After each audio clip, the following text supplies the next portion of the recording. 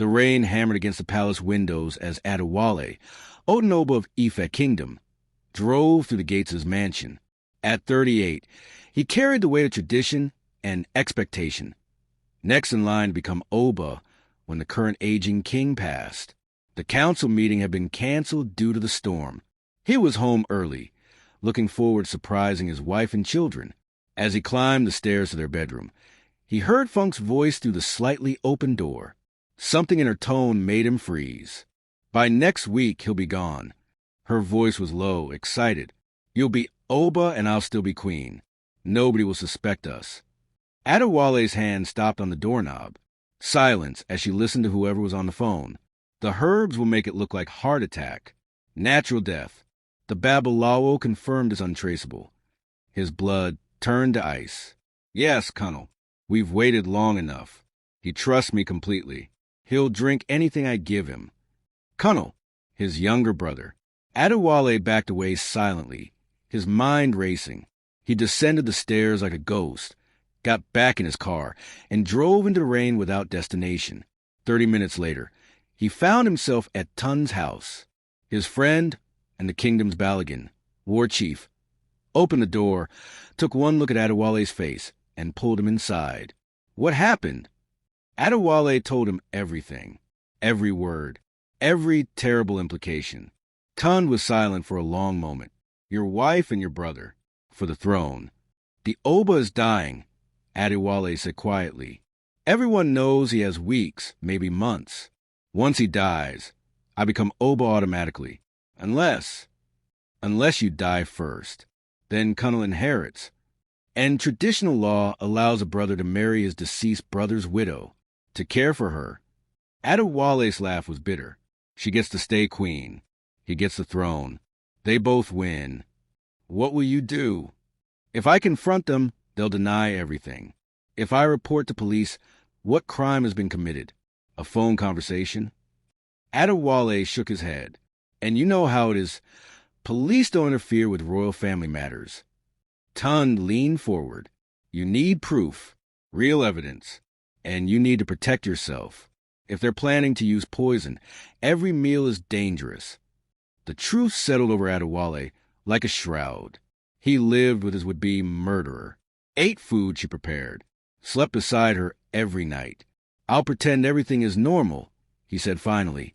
I'll gather evidence, record conversations, but I have to be careful. One wrong move, and they'll accelerate the timeline. Adewale looked at his oldest friend. How did my life become a plot to survive my own family? Power, Tun said simply. It corrupts. Even love, even blood. That night, Adewale returned home. Funk greeted him with a warm smile, asking about his day. He looked at her, the woman he'd loved for 8 years, mother of his children, and saw a stranger wearing her face. She served dinner, his favorite egusi soup. I'm not hungry, he lied. 8 at the meeting. Something flickered in her eyes. Disappointment? Frustration? You've been working too hard, my king. You need your strength. My king, the title he'd wear soon. The title she was willing to kill him for. Tomorrow, he promised, retreating to his study. Alone, he stared at family photos on the wall. Funk, radiant on their wedding day. Colonel, his best man, smiling beside them. How long had they been planning this? How long had they been laughing at his trust? His phone buzzed. A text from Colonel. Brother, can I visit tomorrow? Need to discuss some family matters. Adewale stared at the message. Family matters. The irony was suffocating. He typed back, of course, you're always welcome. After all, he needed them close. Needed to watch them. Gather evidence. He was now a spy in his own home. A king in waiting who might not live to wear the crown. And the most dangerous part? He had to pretend everything was fine. Morning came too quickly.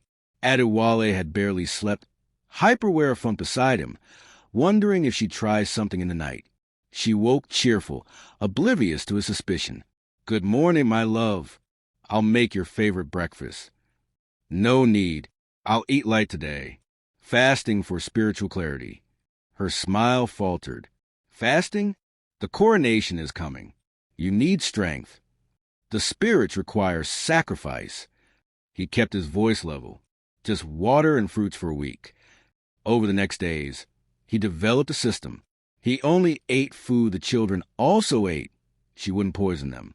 He drank only sealed bottled water. He avoided anything she prepared specifically for him. Meanwhile, he acted. He installed a tiny camera in their bedroom clock. He had Tun's tech expert Bug Funk's phone. He watched and waited. Kunnel visited on the third day. Adewale greeted him warmly, playing the trusting brother. "Come in. Funk's been asking about you." He saw it then, the glance they exchanged. Brief but unmistakable. Intimate. How long had this affair been going on? "Brother," Kunnel said, settling into the living room. "I wanted to discuss, after the coronation, my role in the new administration." "Of course. You'll always have a place." Adewale studied his brother's face, seeing the ambition poorly hidden there. "I was thinking perhaps Oba, since you'll be elevated to Oba." The audacity! He wanted Adewale's current position, wanted to step into his shoes while his body was still warm. "We'll discuss it. After the coronation. If I live that long," he thought. Later, Adewale pretended to leave for a council meeting. Instead, he hid in his study with the door cracked, recording device running. Kunnel and Funk thought they were alone. "He's been acting strange," Funk said in Yoruba. "Not eating my food. Always watching." "Does he suspect?" Kunnel's voice was tense. "Impossible. I've been careful. He's just stressed about the Oba's health. We need to move faster. The Oba could die any day. We need Adewale gone before that. The Babalawo said the poison works in 3 days. Slow like illness. Perfect. When? This weekend. The festival. He'll drink palm wine from his ceremonial calabash. I'll poison it. He never refuses during festivals. It's tradition. And after? Funk laughed, a sound that chilled Adewale's blood. "I'll be the grieving widow. You'll comfort me. After appropriate mourning, we'll marry. Everyone will think it's tradition. You're brilliant. We'll rule together." They kissed. Adewale gripped his recording device so hard his knuckles went white. That night, the Oba died. Suddenly but not unexpectedly. He'd been 92 and failing for months. The kingdom erupted in mourning. Traditional protocol was immediate. Adewale would be crowned in 7 days. 7 days. He had 7 days before he became Oba. Funk came to him that night, tearful. "My husband, your time has come. You'll be a great Oba. With you beside me," he said, watching her carefully. "Always beside you," she promised. She hugged him, and he felt her body against his, knowing she was calculating how many days until she could kill him. He pulled away gently. "I should pray. The weight of this." "Of course. I'll be here when you need me." The festival was in 3 days. The coronation in 7. Somewhere in that timeline, they planned to murder him. Adewale called Tund. "I have everything recorded. Full confession. But I'm still in danger." "What's your plan?" "I'm going to let them try. At the festival. With witnesses. Then I'll expose them publicly with proof." "That's risky. What if the poison?" "I'll avoid drinking. Find a way. But I need them to believe they've succeeded, or they'll just try again." "You're playing a dangerous game." "I'm already in a dangerous game. I'm just changing the rules." 3 more days. 3 days of pretending, of watching his wife smile at him while plotting his death, of embracing his brother while knowing the knife aimed at his back. 3 days until he turned the hunters into the hunted. He's living with his murderer, eating at the same table, sleeping in the same bed, pretending everything is fine while his wife and brother plot to poison him. Could you keep your composure, knowing your own family wants you dead? What would you do in a situation?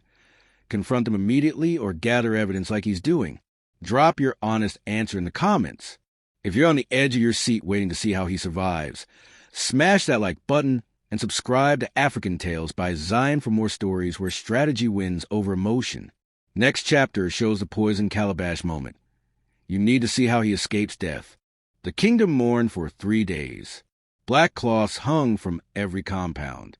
Drums beat the slow rhythm of sorrow. Then came the festival, a celebration of the deceased Oba's life and the preparation for new leadership. Adewale dressed in full ceremonial regalia, white agbada with intricate embroidery, coral beads signifying royalty, his staff of office. He looked every inch the future Oba. Funk helped him dress, her hands tender, her smile perfect. You're magnificent. The kingdom is blessed. Are you ready for what comes next? He asked, watching her face. I've been ready my whole life to stand beside the Oba.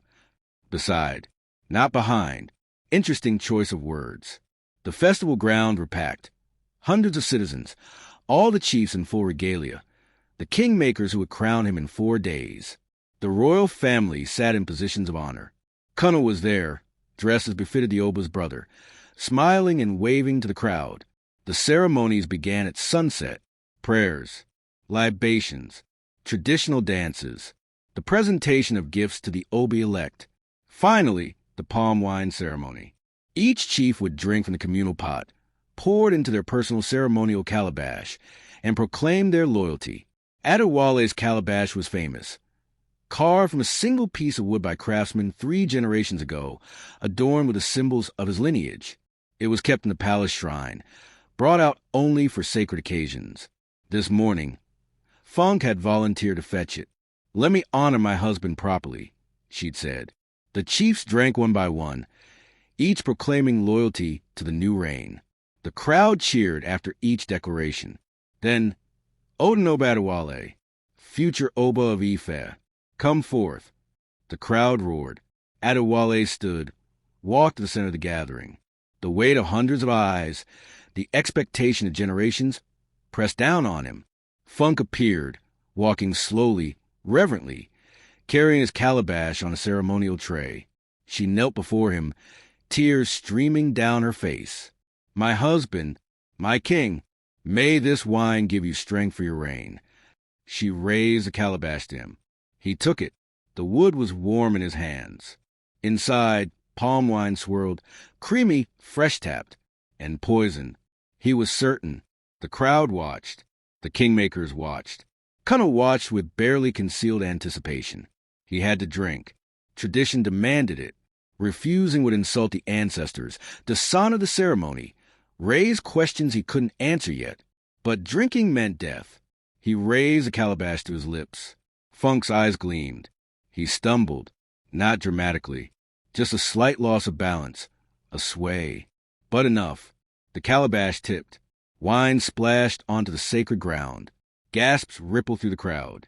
Spilling ceremonial wine was a terrible omen. My husband. Funk's face showed perfect concern. Are you well? Adewale caught himself on a nearby pillar, breathing hard. The weight, the responsibility, the spirit speak to me. The head priest, Baba Desna, approached quickly. The gods have sent a warning. We must not ignore their signs. Perhaps, Adewale said carefully, I should drink from the communal pot directly, show that I am one with the people, not separate from them. Brilliant save.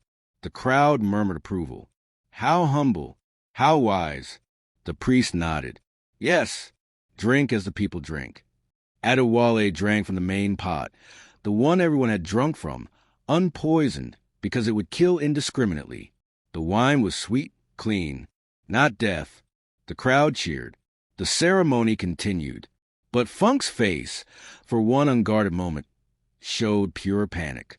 After the festival, back at the palace, Adewale went to Funk's private bathroom. He'd waited for this moment, when she was occupied with guests when the palace was busy. Hidden behind her cosmetics, he found it, a small vial of dark liquid. He pocketed it quickly.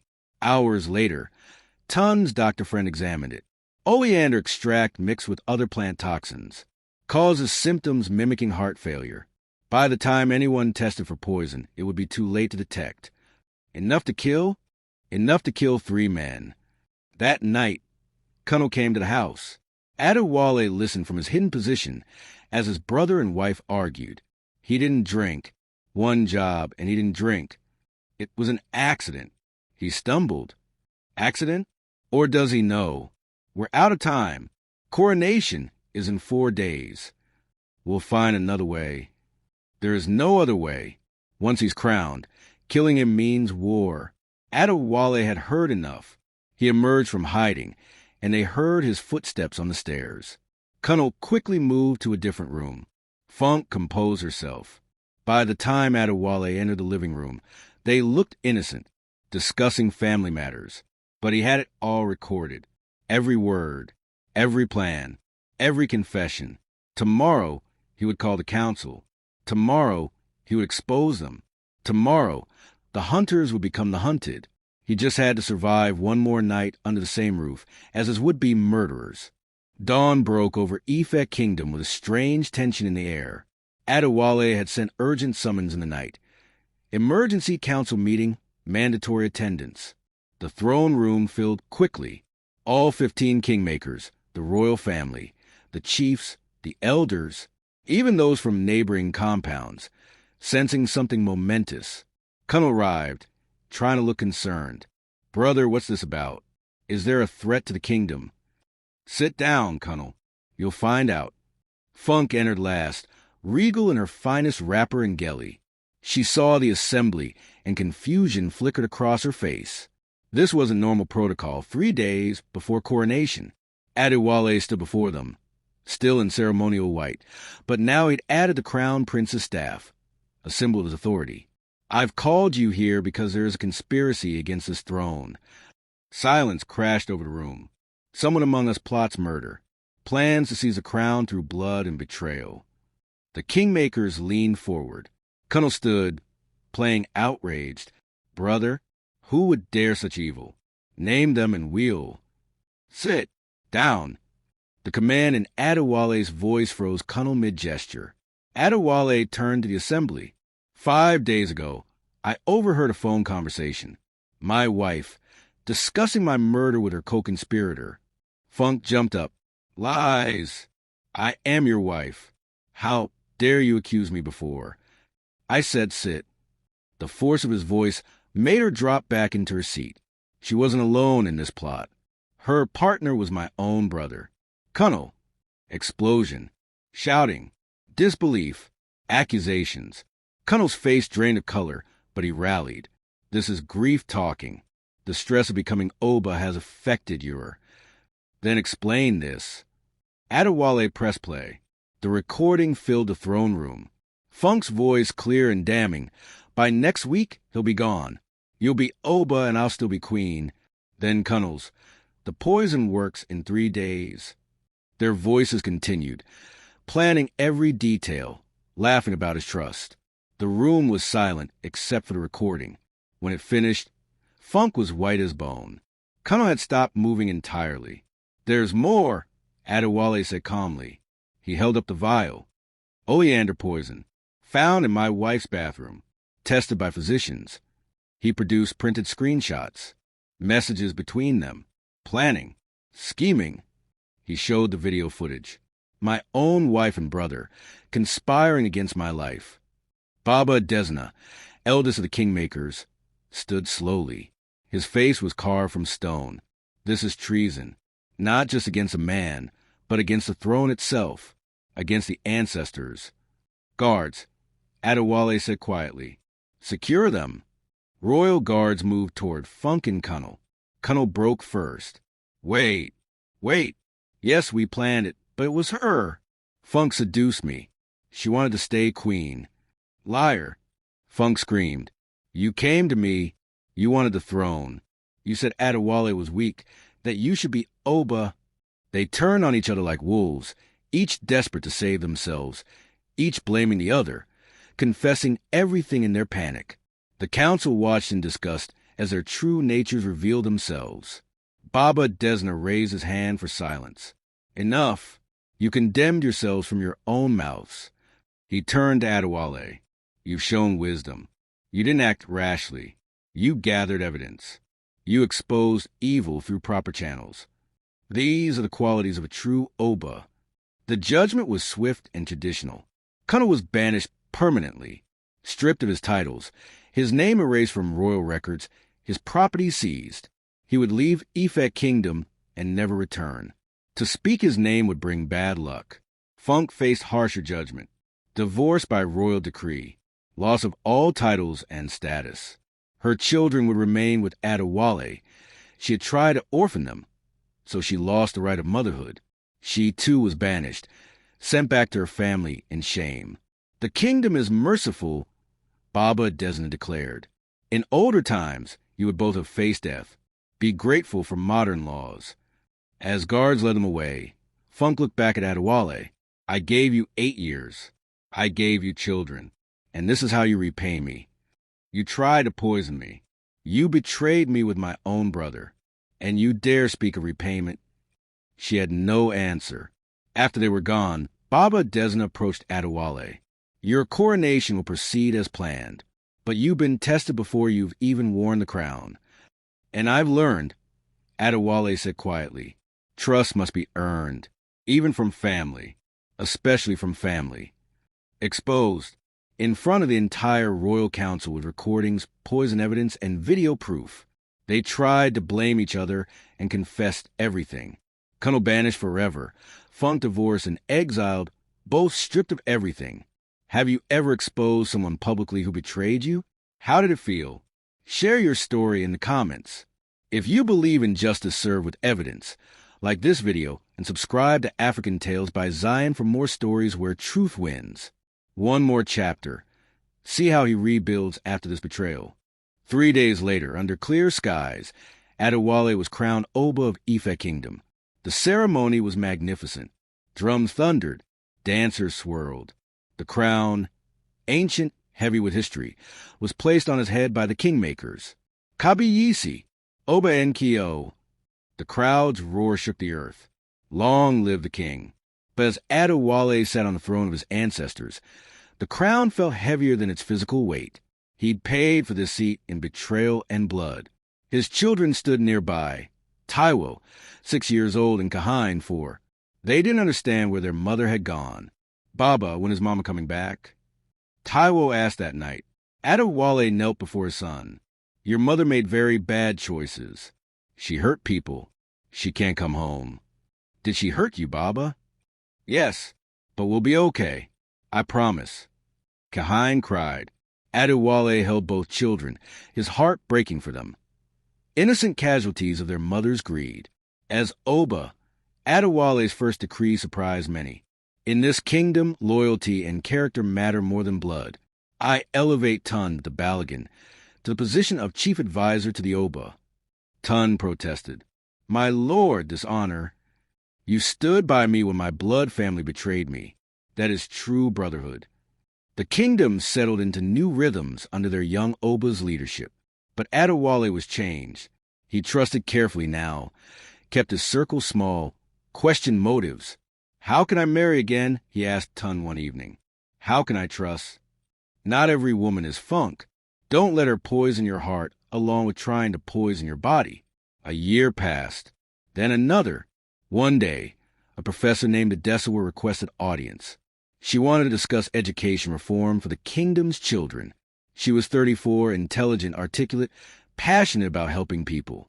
Over months, they met regularly for various projects. She challenged his ideas. Your Majesty, this policy doesn't help rural schools. Here's why. No one had challenged him since he became Oba. Everyone either feared or flattered him. But Adesawa spoke truth, regardless of consequence. Slowly, carefully, like a man testing frozen ground, Adewale began to trust again. 2 years after Funk's banishment, he married Adesawa. The ceremony was small, private. He'd learned that grand displays could hide dark hearts. One evening, he told her everything. About Funk, Cunnel, the poison, the fear of sleeping beside his would-be murderer. Adesawa listened quietly. When he finished, she took his hand. I understand why you were cautious with me. Trust, once shattered, is hard to rebuild. But I want you to know, I loved you before I knew you were hurting. I'll prove every day that I choose you, not your crown. Time passed. The kingdom prospered. His children grew, accepting Adesawa as the mother who chose him rather than the one who birthed them. One day, Taiwo, now 9, asked, Baba, do you hate our first mother? Adewale thought carefully. No, I pity her. She had everything: family, love, respect, security. She threw it away for more. Greed blinded her to what she already had. Do you ever think about Uncle Connell? I think about the lesson he taught me. That blood doesn't guarantee loyalty. That family is about choice and character, not just DNA. Years later, sitting in his throne room with Adesua beside him, Adewale reflected on his journey. In a locked cabinet, he'd kept the poisoned calabash and the vial of oleander, not as trophies, but as reminders. Why keep them? Adesua had asked once. To remember that the most dangerous enemies can live in your own house. That power corrupts even those who claim to love you. That trust must be earned, not assumed. Even with me, she'd ask gently. Even with you. But you've earned it every single day. The kingdom thrived under his rule. He was known as a just Oba, fair but firm, wise beyond his years. People said his near death had made him cautious. He corrected them. It made me discerning. There's a difference. Sometimes he wondered about Funk and Cunnel. Where were they? Did they regret? Did they think about the children they'd abandoned, the throne they'd lost, the family they'd destroyed? He didn't seek answers. Some doors, once closed, should stay closed. Instead, he focused forward on his kingdom, his children, his wife who chose love over titles. One evening, watching the sunset from his palace balcony, Adesua joined him. Do you ever regret becoming Oba? She asked. After everything it cost you? Adewale considered. I regret what I lost, but I'm grateful for what I learned. Betrayal taught me discernment. Nearly dying taught me to value life. Losing false family taught me to recognize true family. And what is true family? People who choose to stay when they could leave. Who tell truth when lies would be easier. Who stand beside you not because of what you can give them, but because of who you are. He took her hand. Like you, she smiled. Like Tund, like your children who forgave you for their mother's absence. Like the kingmakers who trusted your evidence. Family is found, not just born. As night fell over Ife Kingdom, Adewale looked out over his realm. The crown on his head was heavy, yes, but his heart was light. He'd survived poison, betrayal, and conspiracy. He'd lost a wife and brother, but gained wisdom and discernment. And standing beside him was a woman who'd earned his trust not through blood or marriage certificate, but through consistent character and genuine love. The poisoned calabash remained locked away, a reminder of the price of blind trust. But next to it, he'd place a new calabash, one Adesua had carved herself, presenting it on their wedding day. This one, she'd said, will only ever hold wine shared in love, never poison hidden in betrayal. 2 calabashes, 2 stories, 1 lesson. Trust is earned. Character matters. And the crown is only worth wearing if you survive long enough to deserve it. Asterisk from betrayed to blessed. Adewale survived his murderous wife and treacherous brother, became Oba, and found real love with a woman who chose him, not his crown. He kept the poisoned calabash as a reminder. Trust must be earned, not assumed, even from family. What's your biggest lesson from this story? Blood doesn't guarantee loyalty.